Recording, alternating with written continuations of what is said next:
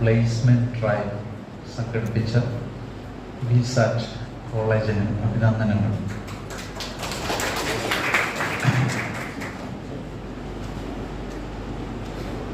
ഏതൊരു പ്രോഗ്രാമിനും കോഴ്സിനും നമ്മൾ വിദ്യാർത്ഥികൾ ആഗ്രഹിക്കുന്നത് നല്ല ജോലി കിട്ടുക, അതുപോലെ സമൂഹത്തിൽ ഉയർന്ന നിലവാരമുള്ള ഒരു ജീവിതം ഉണ്ടാകുക എന്നൊക്കെയാണ്.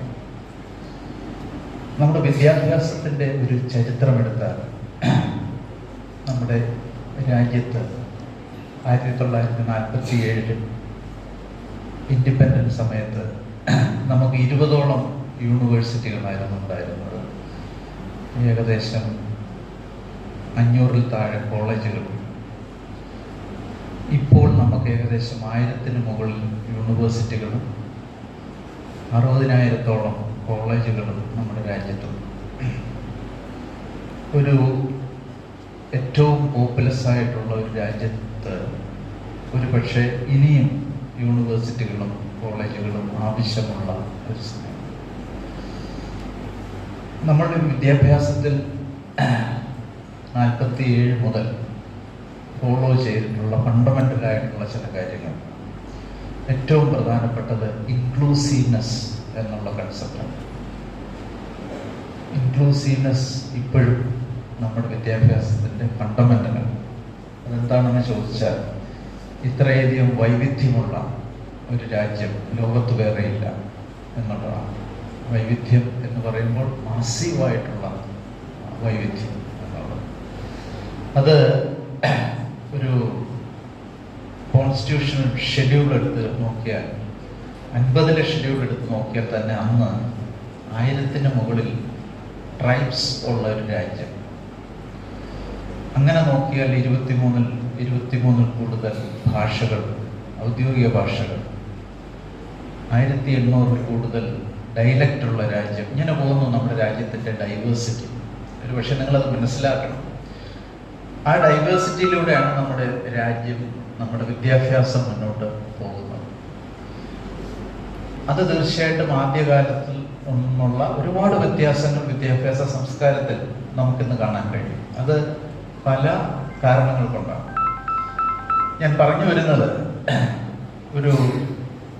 ഇപ്പോൾ 2025 നിൽക്കുമ്പോൾ നമുക്ക് ആവശ്യമുള്ള ഒരു പ്രൊഫഷണലിസം എത്രത്തോളം ഉണ്ട് എന്ന് നമ്മൾ നോക്കിയാൽ വലിയ രീതിയിൽ ഉള്ളൊരു മാറ്റം നമ്മുടെ പഴയ ഒരു സംസ്കാരത്തിൽ നിന്നും തന്നെ പൂർണ്ണമായി മാറിയിട്ടുള്ള ഒരു പ്രൊഫഷണലിസം നമ്മുടെ എല്ലാ പ്രോഗ്രാമുകളും, അതിപ്പോൾ എഞ്ചിനീയറിംഗ് ആയാലും മെഡിസിൻ ആയാലും ആർട്സ് സബ്ജക്റ്റുകൾ, സയൻസ് സബ്ജക്റ്റുകൾ ഏതായാലും വലിയൊരു പ്രൊഫഷണലിസം നമുക്ക് ആവശ്യമുണ്ട് എന്നുള്ളതാണ്.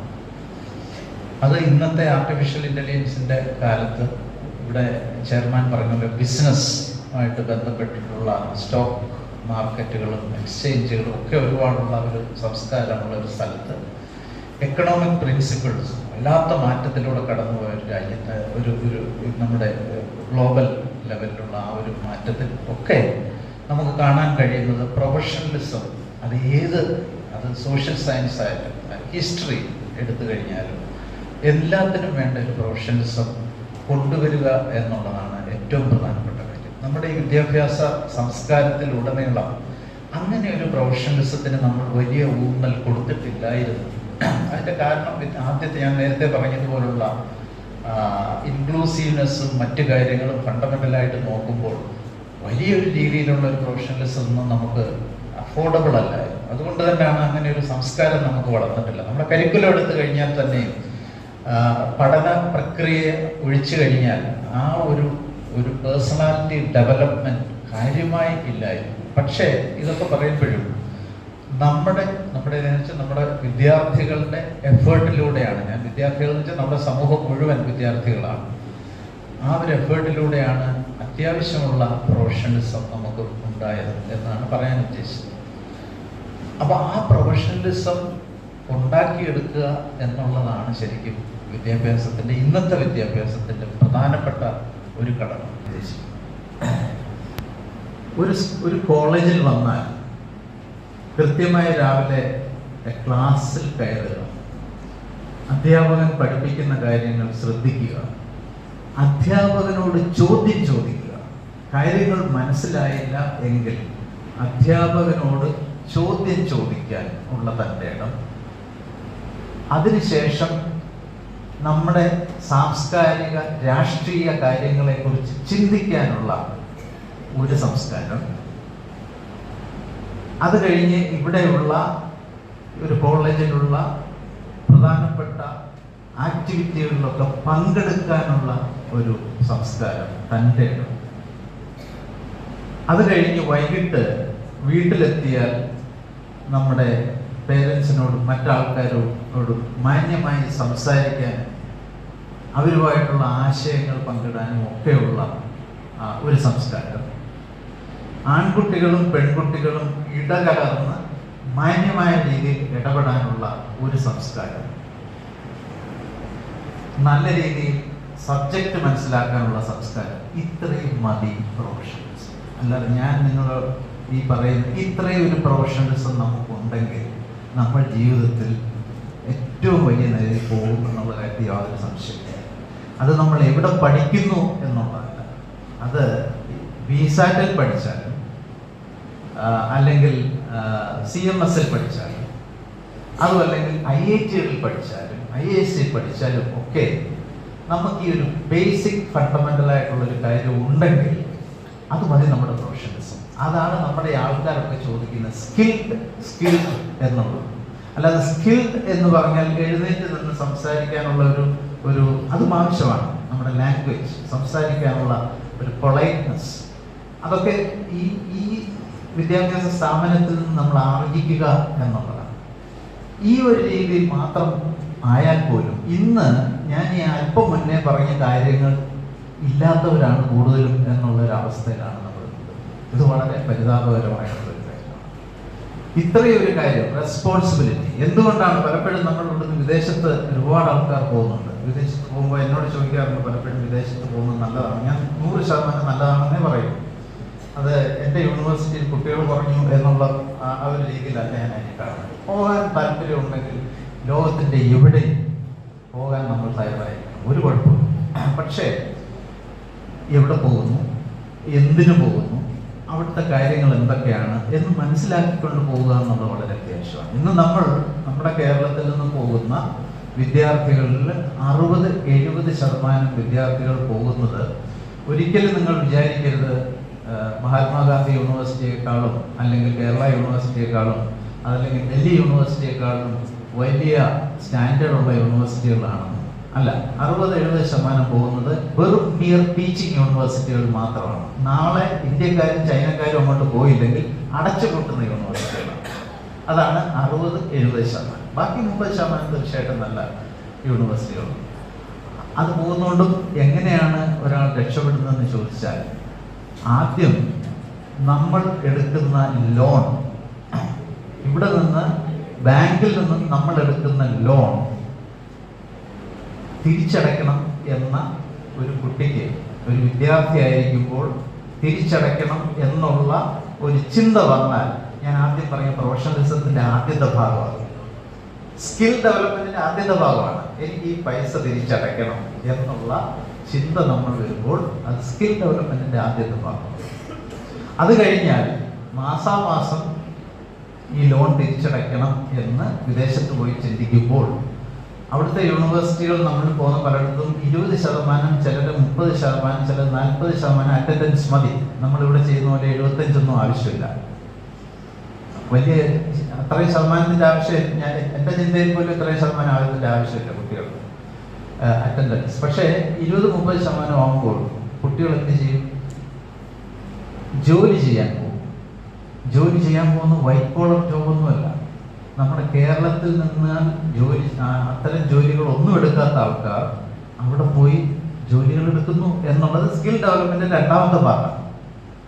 അപ്പോൾ എന്താ ജോലി ചെയ്യുന്നത്? നമ്മുടെ ഇവിടെ ഒരു സ്പൂൺ പോലും കഴുകാത്ത നമ്മുടെ മക്കൾ, നമ്മുടെ കുട്ടികൾ അവിടെ പോയി വൈകുന്നത് വരെ സ്പൂൺ കഴുകും, ഒരു പ്രശ്നമില്ല. കുറച്ച് സോഫിസ്റ്റിക്കേഷൻ ഉണ്ട്, ഗ്ലൗസ് ഒക്കെ കിട്ടും. മാത്രമല്ല ഇത് എടുത്തു വെച്ചാൽ മതി, മെഷീൻ അത് ചെയ്തോളൂ, അങ്ങനെയൊക്കെ ഉള്ളത് മോശമല്ല. ഇവിടെ ചെയ്യുന്നവരുണ്ട്. ഇപ്പോൾ കാലം മാറുന്നതുകൊണ്ട് ഇവിടെ ചെയ്യാനുള്ള ഒരു താല്പര്യം. ഇങ്ങനെ ഒരു 3 വർഷം നിങ്ങൾ അവിടെ പഠിച്ചാൽ പിന്നെ നിങ്ങൾക്ക് ഡിഗ്രിയുടെ ഒന്നും ആവശ്യമില്ല. നിങ്ങൾ സർവ് ചെയ്തോളൂ.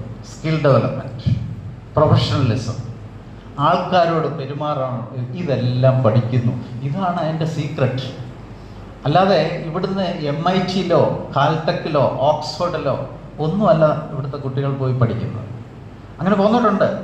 പക്ഷേ അപ്പോൾ ഇതാണ് ഞാൻ പറഞ്ഞ അതിന് അവിടെ വരെ പോയി ഇത്രയും പൈസ ചിലവാക്കേണ്ട കാര്യവുമില്ല.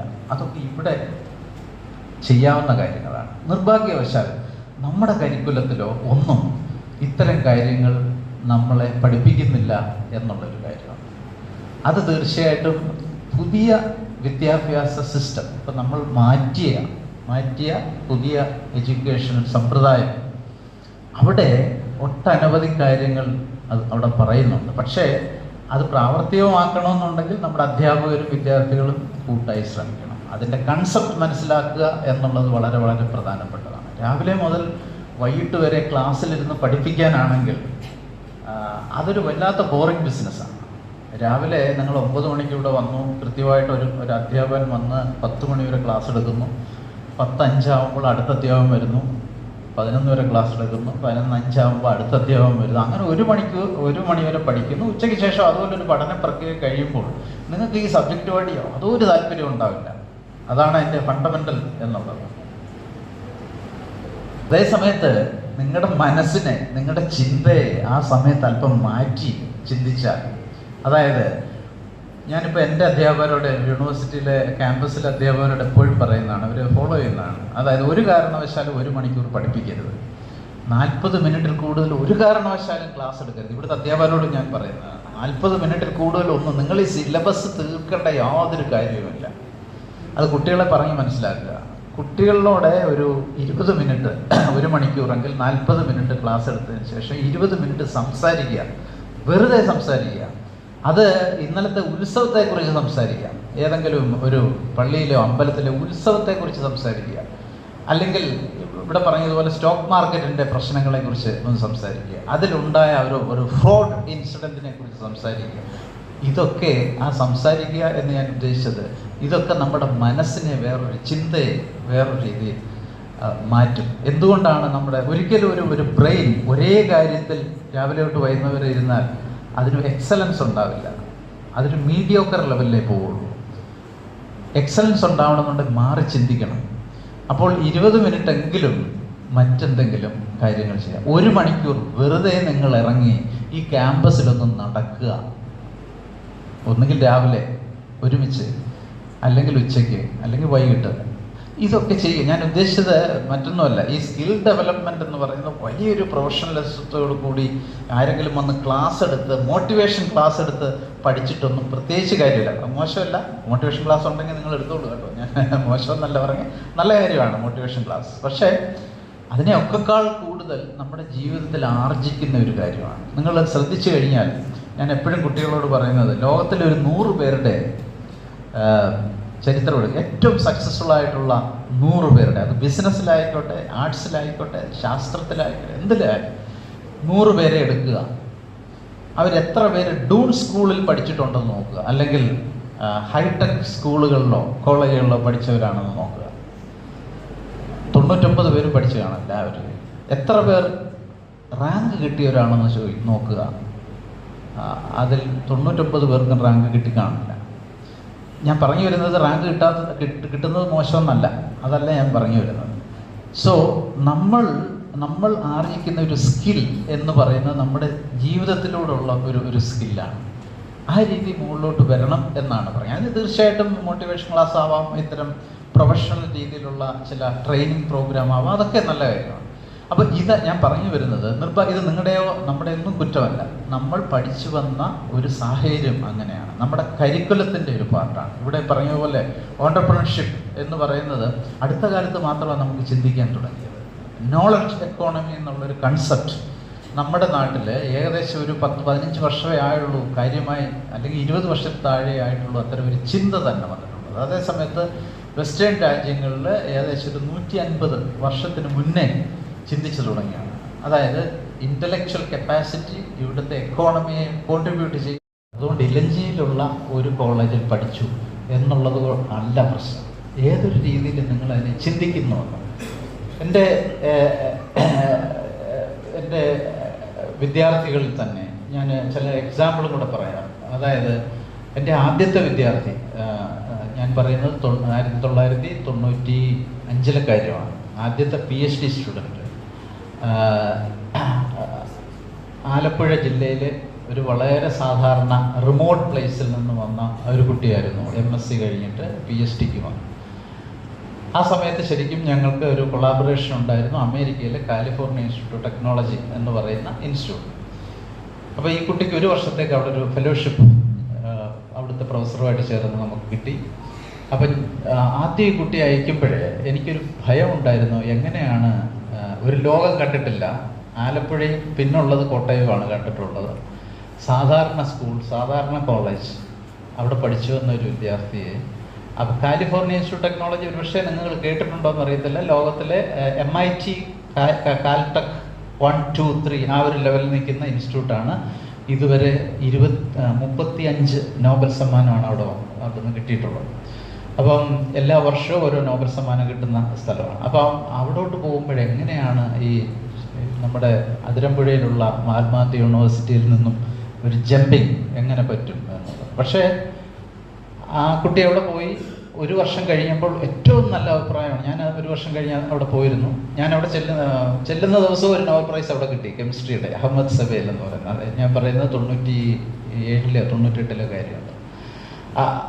ആ കുട്ടി ഭയങ്കരമായിട്ട് ഫ്ലറിഷ്. ഇന്ന് ഓഫ്കോഴ്സ് കാനഡയിലെ സയൻറ്റിസ്റ്റാണ്, പുള്ളിക്കാരി സെറ്റിൽഡാണ് അവിടെ. ഞാൻ പറയുന്നത് ഒരു ചെറിയ ഇതുപോലെ വന്ന കുറേയധികം കുട്ടികളുടെ എനിക്ക് സ്റ്റോറി പറയാം. അടുത്ത രണ്ടാമത്തെ കുട്ടി വന്നതും പാലായിലെ ഒരു സ്വർണ്ണക്കടയിൽ നിന്ന് ജോലി ചെയ്തൊരു കക്ഷിയാണ്. MA MSc കഴിഞ്ഞിട്ട് വന്നതാണ്. അദ്ദേഹത്തിന് ഇതുപോലെ ഞാനൊരു ഫെലോഷിപ്പ് മാക്സ് പ്ലാങ്ക് ഇൻസ്റ്റിറ്റ്യൂട്ട് ജർമ്മനിയിൽ, ഞാനവിടെ പഠിച്ച ആളാണ്, അവിടെ അറേഞ്ച് ചെയ്തു. അവിടെ എനിക്ക് ആദ്യം ഒരു ഫ്രസ്ട്രേഷൻ ഉണ്ടായിരുന്നു. പക്ഷേ 1.5 വർഷം കഴിഞ്ഞപ്പോൾ അദ്ദേഹത്തിനുള്ള മാറ്റം ഭയങ്കരമാണ്. മാക്സ് പ്ലാങ്ക് ഇൻസ്റ്റിറ്റ്യൂട്ട് മനസ്സിലാക്കുന്നത്, ഒരു സമയം നമ്മൾക്കിപ്പോൾ ഇപ്പോഴത്തെ സമയത്ത് ഒരു പ്രോഗ്രാം ചെയ്യുമ്പോൾ ഒരു ഡിഗ്രി കിട്ടുമ്പോൾ തന്നെ മറ്റൊരു ഡിഗ്രി എടുക്കാവുന്ന ഒരു സാധ്യതയിലോട്ട് വന്നു കഴിഞ്ഞു. അതും വലിയൊരു കാര്യമാണ്. അതുപോലെ തന്നെ സർട്ടിഫിക്കറ്റ് പ്രോഗ്രാംസ്, ഇവിടെ നമ്മൾ ഈ പറയുന്ന ഇൻ്റർനാഷണൽ ഏജൻസികളുടെ ചില സർട്ടിഫിക്കറ്റ് പ്രോഗ്രാം, ഇതൊക്കെ നമ്മൾ ആർജിക്കേണ്ട ഒരു കാര്യമാണ്. അപ്പോൾ ഒരുപാട് കാര്യങ്ങൾ നമ്മൾ ചെയ്യണം. ഞാൻ പറയുന്നത് പഠിക്കണം, അതേ സമയത്ത് ഇത്തരം കാര്യങ്ങൾ സ്കിൽ ഡെവലപ്പ് ചെയ്യാം. ചിന്തകൾ, നിങ്ങളുടെ ചിന്തകളെയും ഞാൻ നേരത്തെ പറഞ്ഞു, രാഷ്ട്രീയത്തിന് ഒരു കുഴപ്പമില്ല. പാകിസ്ഥാൻ രാഷ്ട്രീയ പ്രശ്നം, രാഷ്ട്രീയത്തിനെ മറ്റൊരു രീതിയിൽ കാണുമ്പോൾ, രാഷ്ട്രീയം എന്ന് പറയുന്നത് എന്താണ്? രാഷ്ട്രീയം എന്ന് പറയുന്നത് കളക്റ്റീവായിട്ടുള്ള ചില പ്രോഗ്രാമുകളാണ്. ഒരു സമൂഹത്തിൻ്റെ നന്മയ്ക്ക് വേണ്ടി കളക്റ്റീവായിട്ട് ചെയ്യുന്ന ചില കാര്യങ്ങളെയാണ് രാഷ്ട്രീയം എന്ന് പറയുന്നത്. അല്ലാതെ SFI KSU തമ്മിലുള്ള സംഘർഷമല്ല, അതല്ല ഞാൻ പറയും. അപ്പം ഇതിനെക്കുറിച്ചൊക്കെ രാഷ്ട്രീയമായിട്ടും സാംസ്കാരികമായിട്ടും എല്ലാം ഉള്ള ഒരു ചിന്ത ശരിക്കും നമ്മുടെ പ്രൊഫഷണലിസ്റ്റിനെ വർദ്ധിപ്പിക്കും. ആ ഒരു രീതിയിൽ കാര്യങ്ങൾ വരണം. ഞാൻ കൂടുതൽ സമയമെടുത്തെന്ന് തോന്നുന്നു. ഞാൻ ചെയർമാൻ്റെ അടുത്ത് പറഞ്ഞു, ഈ അധ്യാപകരായ പ്രശ്നം കൂടുതൽ സംസാരിക്കും, ഇവിടെ കൂടുതൽ ഇത്തരം കാര്യങ്ങൾ ഏറ്റെടുത്ത കോളേജിനും അതുപോലെ ചെയർമാൻ ഉൾപ്പെടെയുള്ളവരെ അഭിനന്ദിക്കുന്നു. അതുപോലെ നമ്മുടെ മുത്തൂറ്റ് ഇതിനു വേണ്ടിയുള്ള സഹായം ചെയ്തത് നല്ലൊരു കാര്യമാണ്. ഇവിടെ മാത്രമല്ല മറ്റു സ്ഥലങ്ങളിൽ നമ്മൾ നോക്കുക. തീർച്ചയായിട്ടും ഇവിടെ അദ്ദേഹമായിട്ട് ഞാൻ സംസാരിച്ചപ്പോൾ പറയുകയായിരുന്നു, അദ്ദേഹം തന്നെ പറഞ്ഞു, സ്കിൽഡ് ആയിട്ടുള്ള, ഞാൻ നേരത്തെ പറഞ്ഞതുപോലെ കോമൺ സെൻസ് ഉള്ളതെന്നായിരിക്കണം അതിനെ കുറച്ചുകൂടെ നല്ലപോലെ. ഈ സ്കിൽഡ് എന്ന് പറയും ഒരു കാര്യത്തിനെ വളരെ കോമൺ സെൻസോടുകൂടി കാണുക എന്നുള്ളത്, അങ്ങനെയുള്ളവരുടെ നമ്പർ കുറയുന്നെന്നാണ് പലപ്പോഴും പറയുന്നത്, ആൾക്കാർ പറഞ്ഞു കേൾക്കുന്നത്. അത് ഇൻഡസ്ട്രി ആയാലും മറ്റെന്ത് പ്രോഗ്രാം ആയാലും നിങ്ങളൊരു കാര്യം മനസ്സിലാക്കണം, ഒരിക്കലും നമുക്ക് എക്സ്ട്രാ ബ്രില്യൻസിൻ്റെ ഒന്നും ആവശ്യമില്ല. തെറ്റിദ്ധാരണയാണ്, അതൊക്കെ വളരെ തെറ്റിദ്ധാരണയാണ്. ഒരു മിനിമം കോമൺ സെൻസ്, ഒരു ആവറേജ് ബുദ്ധി. ഇന്ന് ലോകത്തെ ഏറ്റവും മുകളിൽ വന്നവരെല്ലാം ആവറേജ് ബുദ്ധിക്കാരാണ്, എക്സ്ട്രാ ബുദ്ധിക്കാരല്ല. അപ്പോൾ അതുകൊണ്ട് ആവറേജ് ബുദ്ധിയാണ് നമുക്ക് ആവശ്യം. പക്ഷേ ഹാർഡ് വർക്ക് വളരെ അത്യാവശ്യമാണ്. നേരത്തെ ഞാൻ പറഞ്ഞുള്ള കോമൺ സെൻസ്, പ്രൊഫഷണലിസം, ഇതൊക്കെ വളരെ ആവശ്യമാണ്. അങ്ങനെയുള്ളവർക്ക് വളരെ വലിയ സക്സസ് ഉണ്ടാകും ഒന്നുകൂടി ഓർമ്മിപ്പിച്ചുകൊണ്ട് നിർത്തുന്നു. എല്ലാ ആശംസകളും ഇത് കാണുന്ന ചെയ്തിട്ടുണ്ട്. Thank you.